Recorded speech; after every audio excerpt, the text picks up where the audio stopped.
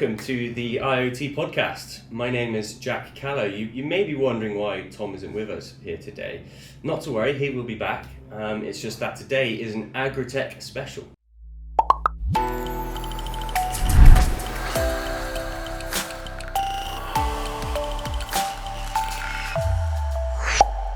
Today I am delighted to welcome a really exciting guest. He is one of the most recent pioneers in the UK vertical farming scene. Please welcome Jamie Burrows, CEO of Vertical Future. Welcome, Jamie. Good afternoon. Thank you for having me. It's a pleasure to have you, Jamie. So I guess to kind of kick things off, it'd be good for all of our viewers out there who kind of don't know what vertical farming is, for you to just sort of explain exactly what it is and maybe a bit about how you got into it and kind of why you're so passionate about it as well. Sure. So vertical farming is essentially the growing of plants in stacked layers or on a vertical wall.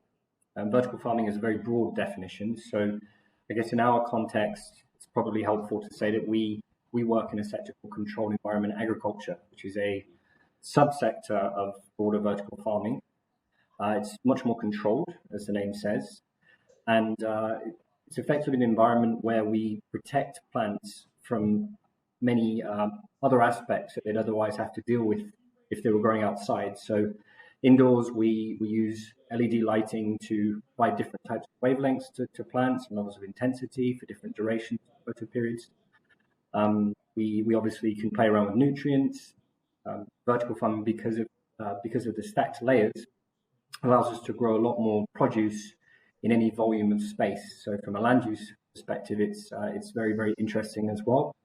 And obviously, because we're growing indoors, we don't have to worry as much about pests. So we don't have to use chemicals. We end up with a much better product at the end of the day. So there are many, many benefits to vertical farming. I got interested in it because, well, my angle is health. So I came from a healthcare and life sciences background. I worked for about 10 years. First in economic regeneration, and then at some consulting companies like EY and Deloitte, at the time at the Department of Health. Very interested in the way that technology can bring about positive change in terms of health and social impact, and that's all very much linked to the environment and the world we live in. Right, yeah, fantastic. Thanks so much for that overview.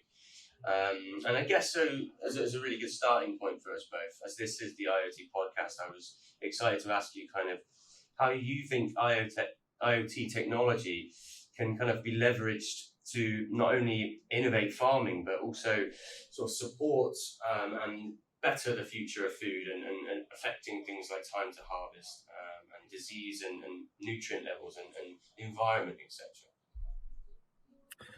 Well, IoT is effectively a network of things that are connected, as I'm sure your viewers know.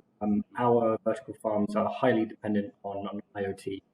So because we build systems that are highly automated and require very little human labor, it means that we have a very heavy reliance on machines and sensors, data and software to tell us if something's wrong. So one basic example would be using fluorescent imaging to see a product that may be in the middle of one of our farms, 20 layers high, 6 columns along. The human's never going to go up and touch, apart from periodic maintenance every few months. And the sensor will then tell our system, our software, which is Diana, if there's something wrong. And then we'll be able to effectively pull that plant back through the system. That's one example. Another example would be using very basic environmental sensors and other aspects to see what's going on throughout the environment, if there are any variations, things that we need to change. Another one might be using lighting. I've always already referred to the fact that we are highly dependent on LED lighting, and for different products, like different types of light, also at different stages of growth. So by controlling that and using our software and lots of different gadgets throughout our farms, we're able to play with that as well. So yeah, very, very important for pretty much everything that we do. Absolutely. It certainly seems to be heavily involved in the future of this industry. Absolutely. And it's interesting, some of my friends who are sort of also involved in this industry have been talking to me recently about how they've been expanding on you mentioned lighting there and sort of wavelengths and things like that. And a lot of them have been mentioning how they're expanding on this and sort of moving away from your more traditional red light split of lighting, and now even looking beyond the spectrum and going into green and yellow and things like this.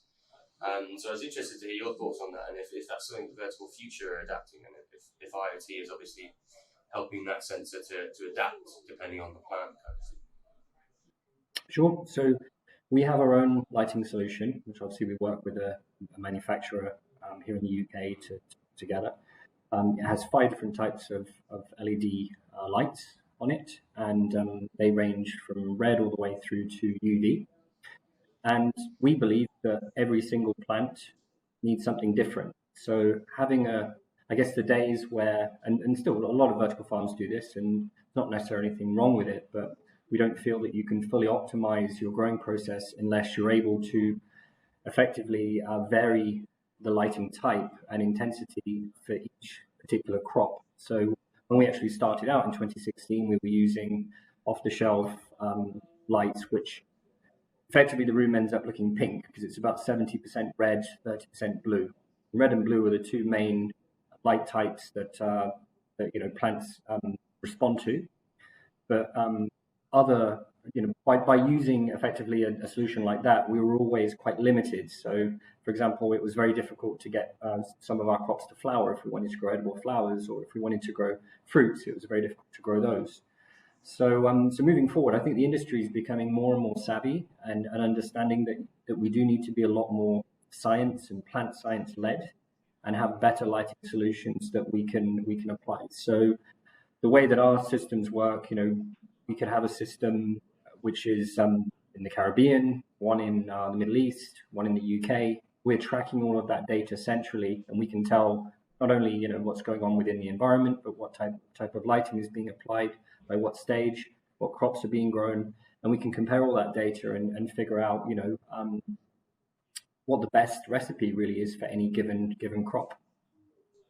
Yeah, amazing. And actually, it's interesting because I'd never sort of thought of this before, because it being a sort of controlled environment, like you said earlier, CEA is what this is all about. And it's actually something that I heard at the CEA 4.0 event, which was being held last week, and I know that Vertical Future were represented there. I heard people talking about the introduction of bees, because you started talking then about the flowering, obviously, is quite important, and how they're going to sort of try to bring bees into the equation. And that's something I'd never really considered before, it being a controlled environment. I didn't know how you'd bring bees in it, but obviously they're such an important factor, obviously huge pollinators.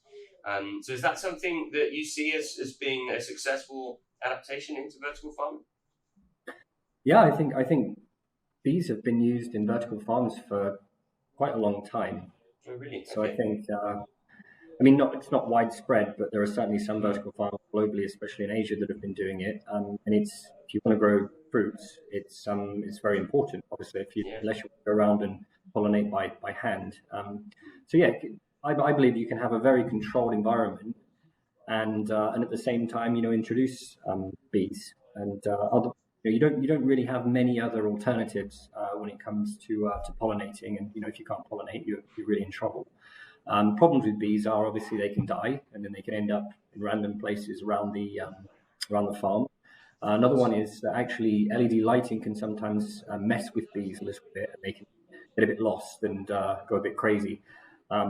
Or so we've heard. There's no data to support that. This is just some industry insights. But yeah, we've certainly started to use them and feel like that's the best approach. Yeah, okay. I guess it presents its own new problems that are going to be interesting to sort of find the solutions for. But yeah, definitely, as you said, they need to be involved in the process, don't they? Absolutely. Okay, so I guess another good question would be to say, what other challenges do vertical farming and AgTech more generally, what other challenges do they address in terms of things like sustainability and communities, the economy, and particularly food inequalities? Sure. So most people, when they think of vertical farming, they think of food for human consumption. So I guess that's what I'll focus on first. So one of the I've really talked about, some of the key value drivers or value propositions for vertical farming, things like freshness, because you're located much closer to a customer, land use, non-use of pesticides, i.e., growing a healthier product that's better for human consumption. They're the kind of main ones. But I think some of the less talked about ones are things like um, encouraging improvements in biodiversity. So obviously, biodiversity is on the decline. Insect populations are dying out. Soils facing degradation. So by actually controlling farming, not for everything, but for particular products, using less land, one potential argument could say that we're then reducing pressure on otherwise very scarce farmland, and under the assumption that something good is then done with that land, one could argue that that vertical farming is definitely one way forward. I mean, as an example, our systems, we can grow the same as a traditional farm, but in about 3% of the space, depending on the height of the farm. So, moving forward, if you look at what's happened in our natural world since the 50s to 60s, there's been a gradual decline in the amount of available land and a massive increase in the amount of land used for intensive farming. Yeah, I mean, I think I saw a staggering statistic recently about sort of in the 50s, it was a really small percentage of people were living in cities, and it was a large amount of people in the rural areas, but still there was a lot of land out there that was being cultivated for agriculture. But now, yeah, as the cities have expanded, of course, that's just shrunk and shrunk and shrunk. And a lot of land grabbing going on as well, being used for other things. Yeah, absolutely. I completely agree. I think just to add to that, the fruit and vegetables, a lot of fruit and vegetables are not actually one of the main causes of that. A lot of it's down to things like palm oil, beef. Yeah. There's lots of other bigger causes, but I think every industry or part of the industry should really do their part. And then I guess the second response to your last question, as well as the ability for controlled environment agriculture to also provide solutions for other industries, like the perfume industry, like cosmetics, nutraceuticals, phytopharmaceuticals. All of these industries are also heavily dependent on outdoor agriculture. So it's not just about food for human consumption. Of course, yeah. There's a lot more there to consider than just food for human beings. Absolutely. And what would you say again as well about sort of, because this is a huge factor, I know, and I heard a crazy story recently, and it's something that we all take for granted. A guy who I know went to the supermarket, bought a packet of 3 onions. It's about 79p, and they come all the way from New Zealand. And he's here in the UK with us. So that's just staggering to think that 3 onions have travelled all that way, as far as they really could go, like travel. So obviously for you, I'm guessing food mileage reduction is obviously another massive factor that vertical farming is going to help with. Yes, yeah, I think it's it's not a surprise that these kind of things happen. 3 onions traveling across the world. I mean, there's globalization, there's capitalism, it's free market economics. So yes, vertical. We've done a lot of analysis, and it's a very, very clear argument in terms of reduced food miles, having less vehicles on the road as well. Rubber as well. Rubber from vehicles is actually quite a big pollutant. So yeah, that's a very clear value proposition, and has been for quite a long time for vertical farms, over the last decade. Because I mean, we can even be turning the office block that I'm sat in right now. We could even be turning this into its own vertical farm, right? We could then be selling that on to our local supermarket. Yeah, I think if you're talking about vertical farms in terms of production for retail, like the way that it works, you would typically need quite a big farm in order to be able to compete with the unit economics of quote cheap foreign imports. For example, most of our herbs now are coming in from Kenya, place like that. So you would usually need a much bigger facility. So I guess unless you live in a very, very big office or work in a very big office, converting that kind of space might be more akin to a local model where maybe you service some restaurants. And there's definitely a lot of vertical farms being set up with that kind of model. That's how we actually started with our Mini Crops brand in London. 150 square meter farm that serviced about 100 restaurants in central London. Right, I didn't know that was how it kind of first originated, supplying those local restaurants. But that's just fantastic, isn't it? I mean, and that's what a lot of the consumers are really looking for now, aren't they? They're looking for local produce, fresh, farm to fork kind of thing. So, yeah, absolutely, this is gonna be helping that so much, isn't it? So, what, in your opinion, then, what sort of barriers are there in the way when it comes to vertical farming and the development of the industry? Well, if we split it into two areas, there's growers slash brands. So a lot of the companies we hear about in the US, for example, the Aero Farms, Boweries, Plenties. That's one side of the sector, and then the other side of the sector are companies like us that obviously provide the technology. I would say on the grower brand side, there are fewer barriers to entry in terms of setting up a small local vertical farm. Obviously, any company that wants to set up obviously requires capital, capital not only for the setting up of the farm itself, but also in terms of running the business and going out and giving yourself time to find customers. So that's one challenge. Another challenge is plant science expertise and understanding how to grow products. I think there's probably going to be more regulation in this sector moving forward, and governments may step in and intervene as they are in the Middle East.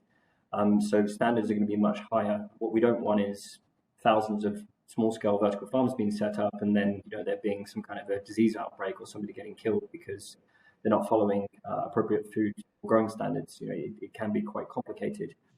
So that's another one. And then, I think, there will be more and more competition moving forward in the future. I think there'll be a group of mega vertical farming companies and mega farms being set up, 10 to 50,000 square meter farms in probably peri-urban or rural areas. But then separate to that, you'll have a lot more of these kind of local last mile vertical farms that set up where there are fewer barriers to entry. You can maybe set up a farm with 50 or 100K that will compete as well. But at some point, the problem with the small vertical farming model is it will saturate much quicker because effectively they're going to be growing similar products where the unit economics work within a small vertical farming system. And then, what happens to the market when it saturates? A lot of people, could be in trouble, or maybe the market will transform in some other way. Certainly, yeah. And I guess this kind of ties into that a little bit in terms of barriers then. I guess, how do you see sort of government backing and commercial backing? I mean, where do you see that now and where do you see that in the future? I mean, do you think it's there enough at the moment? I think governments could do more and should do more. And I know that in the UK, they're starting, we've spoken to politicians, policymakers, and there is an interest in vertical farming. I think, it's not where it should be. Countries like Singapore, where they're providing very healthy grants for businesses being set up, and other levers to encourage vertical farming and other activities in CEA. But I think the UK in the future will do a little bit more. But I mean, look, we're still going through COVID, and people are cash strapped. Grant funding has decreased. So I think it's more likely that there'll be more of a push from the private sector in future years. In terms of investors typically are not going to touch very small scale projects, at least in our experience. Investors are looking for, again, it depends on the investor. You might find an angel investor that might be interested in putting 10K or 50K or 100K into a vertical farming startup, but ones that we're used to, the venture capitalists are looking to deploy a minimum of 5 or 10 or 50 million. And in order to do that, they need to obviously remove, or not completely remove, but significantly reduce risk. And the thing that you have to do in the sector in order to do that for them would be something like an off-taker agreement with a supermarket. Supermarkets are not going to provide lengthy or even any off-taker agreements unless they see a farm quite often. So it's a bit of a chicken and egg situation. So it is a bit of a challenging time because there haven't really been any exits in the CEA sector for investors to be able to value the sector and determine what's an appropriate exit multiple. So capital inflow will increase in the future, but not for now. Yeah, no, I completely agree. Really, I think it's just a case of the government can clearly see the benefits of it. They're just obviously they've had a few other things on their minds recently, haven't they? It's been a tough 18 months, 24 months for everybody, but Let's hope that it gets some backing soon, because it's definitely the future, right? So we're all excited for that. But I saw, commercially wise, I can definitely see it kicking off, because I saw recently, obviously, you announced your partnership with Heck, the super sustainable vegetarian food brand. So that's really exciting. Yeah, that's an excellent partnership. Mm. Really, really nice family business. Obviously from the north of England, from Yorkshire. Yeah. They've got some great growth ambitions. I think in the press today they announced that they want to produce 1 million sausages a day by 2025. I saw I believe. that. Yeah. See, our vertical farm, or our business, plays a very small role in that. I think we delivered our first vertical farming system to them last week. The focus of our partnership initially is going to be on research and development, having something on site that actually will support them to look at different nutritional characteristics, different products, different flavors. And obviously all of those are very, very critical in terms of their customer base. And then, we'll build out the partnership and see where it goes. But they're definitely a great and British company to be working with. Yeah, absolutely. I thought that was a really strategic move from you guys. Partnering yourselves with such a sustainable and healthy brand is exactly what you're about. So it's definitely a very strategic move. This is the biggest thing, I think, for everybody involved. The traditional farmers who are sort of reluctant to get involved, the governments, everybody, is the output, the yield output. What have you seen in terms of yield output and energy use? And sort of what tech innovations do you think need to be focused on to improve the yield output even more? I think in our experience, yield/output is actually not a concern at all. I think to give you one example, spinach. Spinach is a very difficult crop to grow outdoors and indoors. It's very susceptible to disease. We had a Innovate UK funded project. If you look at spinach yields outdoors, they can be 3 to 5 kilos per square meter per annum. Tiny. Indoors, we've ended up with much better crop yields between, I think, 35 and 60 kilos per square meter per annum. So 10 to 20 times higher, but also much better produce. Limited need to obviously wash.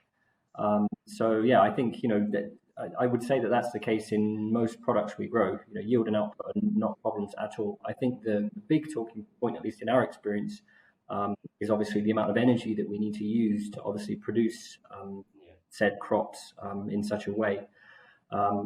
Setting up a vertical farm in an area where you can tap into sustainable sources of energy, i.e., from large-scale wind farms or from solar if you're in a hotter geography, or things like nuclear if you're in France. So France is, I think, 70% nuclear. Makes the argument much better. But if you're just buying power off the grid, then the energy required per kilo compared to outdoor farming is obviously significantly higher. In our experience, it's actually lower than what you would see in a greenhouse. So people think that greenhouse farming is you don't use a lot of energy. You actually do, because you're having to heat or cool the environment and still stabilize it, and quite often they're using supplementary lighting. You don't have the benefit as well of increasing output in terms of land use. But I think that's definitely the biggest talking point, at least that we see with investors and potential buyers. But we've done a lot of life cycle analyses, and obviously we have a lot of data from 5 years of growing now, and we're quite comfortable with the arguments. Yeah, I think that's it, and it was something I picked up on quite a lot at the CEA 4.0 event last week. It was that in every case study I saw, the output was higher, and that was the key factor for everyone involved. I mean, some things were using more energy. A lot of the time there was a lot less water being used, a lot less sort of general energy being consumed. But then if you sort of took everything in total, as in heating, lighting, HVAC, a lot of the time was proving to be quite a drain on the energy use as well. But I think it's less about that, more about, of course, the output is higher, but it's the clinicalness of it. I mean, you don't have to be waiting for seasons. You don't have to be waiting for humans to do these things. It can be so much more precise. As soon as one crop is done, you get onto the next one, and it's just so efficient, right? Yeah, well, I'm sold on all those, but I'm obviously very biased. But yeah, I think the ability to effectively have a conditions where it's the 26th of July, 27, 28 degrees year round at 65% humidity obviously means that we're going to have much better yields and crops and outputs. Your point on water as well is correct. Depending on the type of system you're using, hydroponic generally, if you're circulating your water, you use a lot less than outdoors. Our systems are also aeroponic, so you can flick between the two, which uses even less water. So yeah, our argument is that in the short term, even no model's perfect. We're probably going to use a bit more energy to produce every kilogram of product, but there are many, many other factors that need to be considered. Positive externalities around health, around jobs, around water, that also need to be taken into consideration. And we just need to move away from the narrative that's just about carbon. But as I said, we're also dealing with that. Exactly. And you touched on something there. I mean, health is going to be a huge, huge factor. We've both touched on it already. I mean, consumers are just going that way now. Health and well-being, even now more so than ever, is key to a lot of what people are buying, especially, as I said, with pandemic, now more than ever. Okay, so again, this is something I've heard a lot recently. I think AI and machine learning. I'm interested to hear your thoughts on this because they both appear to be being adopted a heck of a lot into virtual farming at the moment, vertical farming. So I think I said virtual farming there. But yeah, I'd be interested to hear your thoughts on where you think they're going to be integrated a bit more. I mean, I'm probably going to be a bit controversial and say that I think most claims that are made around AI and machine learning are rubbish in the sector. Oh, really? I think, okay. Yeah, I think we've got a pretty good handle on who's doing what in terms of software. And obviously, we feel like we've got one of the best and most detailed, advanced software offerings in the market. And even AI and machine learning. First of all, you don't need AI and machine learning for a lot of the processes. It's not really required. We've started to integrate it in some of the processes, but in terms of developing complex algorithms, this requires a lot of work, a lot of investment, and also, as I said, it's not required for everything. So I think the average vertical farm that has software, and again, not speaking for everyone because I know that there are a lot of excellent vertical farming examples out there, but the average, based on our experience, are just collecting very basic environmental data, allowing users to switch on and off things in the farm. This doesn't really require AI machine learning and certainly doesn't involve it. So I think they're very, like I said, probably sound very controversial, but I think they use these terms are used very, very loosely, and you need a very experienced team to actually build proper AI and machine learning algorithms and processes. Yeah, no, I mean that may be controversial with some, but I mean, I from what you've just said, it sounds like very logical to me. I mean, IoT is coming into it a heck of a lot. I mean, sensors and the simple being able to switch something off at the right time and notice a different plant, these kinds of things. Obviously, that is very much needed. But yeah, I think from what you've just said, the very complex nature and algorithms involved in AI, it sounds like it's a bit more than needed at the moment.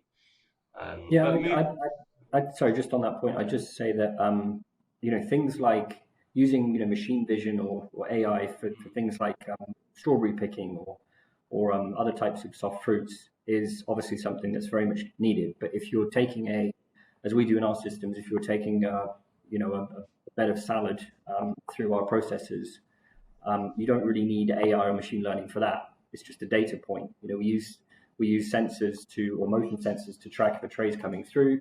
We use RFID tracking to determine what type of tray it is and what type of product it is, which will then tell our automated harvesting machines, you need to cut at this length, this level of intensity, and then the product's going to go down this chute. If it's an allergen, it's going to go on one track. If it's non-allergen, it's going to go on another track. All of that stuff does not involve AI or machine learning. This is just data points and coding and programming. But as I said, some of the more sophisticated stuff when it comes to, for example, harvesting fruits does require stuff like that. Yeah, actually, that's a good point. And a lot of the people I know, again, in this industry are using data analytics a heck of a lot. But that's a big jump between AI. And I think I heard you mention this recently, actually, and it's something that was unique to Vertical Future, and that's that your plants actually move. And this will lead us on to our next question quite nicely. But yeah, am I right? I heard you say that. Yes, yeah, and that allows us to make a lot of the claims that we do around space utilization. So, in a kind of standard vertical farm, when let's say you've got your lights on for 16 hours, Yeah. the remaining 8 hours, what are you doing with that space? Usually nothing. When you buy a vertical farm, you run a vertical farm, you're investing a lot of money in that asset, and you need to make as much money from that asset and much use of that asset as you can over a given time period. So what we do is we focus a lot on using our software and our automation throughout our facility to move crops throughout through a journey effectively to make best use of space and optimize yields overall using different photo periods and so on. So yeah, it's a very, very different approach to what most people are doing. Yeah, absolutely. Sounds very unique to me. Again, I don't think I've had another business involved in this industry doing that. So that's fantastic. And that does really lead us nicely onto sort of my final question, actually, which is about automation and robotics, because I know a heck of a lot of businesses that are in Agritech more generally, less so maybe in vertical farming. I have heard of businesses who have gantries that sort of have their sensors moving along the tops, and so then the robots then pack them and move them on and take them out of the facility. But certainly in Agritech, a lot of robotics coming into it as well, planting potatoes in Belgium, various different things I'm hearing. But yeah, I mean, do you see this as the future, or kind of do you think that human beings should always be involved in that process? I think it's both. I think it depends on what you're talking about in the farm. I think our systems are built to involve automation to reduce or eliminate bottlenecks, operational bottlenecks that would otherwise exist. We don't believe in sending people in on ladders or scissor lifts. Why would we need an IHOP when we can actually put we can put another vertical farming system in there and make better use of the space, and also reduce the risk of cross-contamination or bringing pathogens into the environment by not obviously involving humans. But that being said, these are the basic processes. If we talk about monitoring the farm, I think you will probably, monitoring the software that is monitoring the farm, I think you will always need to have humans. I believe it's very, very important. But I think our hypothesis is that, or thesis is that we should be upskilling people and getting them more involved in more intellectual activities as opposed to the very kind of labor-intensive tasks that would be involved in most vertical farms. And then, I think the other process where humans will probably continue to be involved is at packing stage. At the very end, obviously, we have automated packing processes, which are very sophisticated. But in general, we found that it's great it's very important to have humans involved at that end process, checking the quality of the end product that's effectively going out. So it's, of course, there will always be the displacement of some jobs. It doesn't mean that we're eliminating jobs completely. We're just trying to upskill. Yeah, and I guess that's been a lot of people's unfortunate argument against robotics and automation, hasn't it? It's been the loss of jobs, but then they just need to open their minds up a little bit more, I think, don't they? I would say anyway. Again, might be a bit controversial, but the creation of jobs should outweigh the loss of jobs. Wouldn't you agree with that? Agreed. So look, I mean, Jamie, it's been such a pleasure having you on board. It's been a real exciting episode for myself. I'm a big Agritech specialist and love it myself. Came from a background in kind of sustainable development, geography and geospatial kind of imaging. And yeah, it's been such a pleasure to have you here. I was just sort of wondering where our visitors can kind of find yourself and find Vertical Future online before I let you go. Yeah, so it's verticalfuture.co.uk. And obviously we're on LinkedIn and Facebook and all that. But yeah, most of our stuff's on our website and on LinkedIn. All right, fantastic. Again, absolute pleasure to have you on, Jamie. And I hope to see you soon. You too. Thank you very much, Jack. Thank you very much. Appreciate it. Bye-bye. Right, that was fantastic. Great to have Jamie on board with us today.